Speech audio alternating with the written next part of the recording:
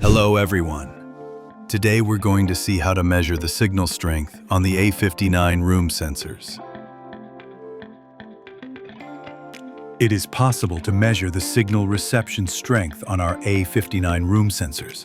This signal is important to ensure proper communication between the sensor and the thermostat. A significant signal loss can cause the sensor to unpair and trigger a fault code 13. To resynchronize the room sensor, feel free to check out our tutorial by clicking on the link at the top right. Let's get back to today's tutorial. Indeed, it is possible to view the signal strength, but be careful. This depends on the thermostat version. To check the version, press the top and right arrows at the same time. A tile will appear on the screen. Press the right arrow 5 times. The thermostat version will appear at the top of the screen.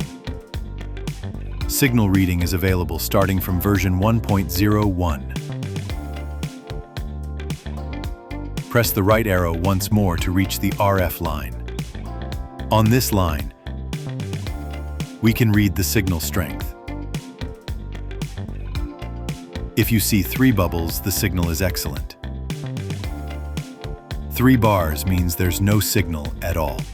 Ideally, try to have at least 1 bubble.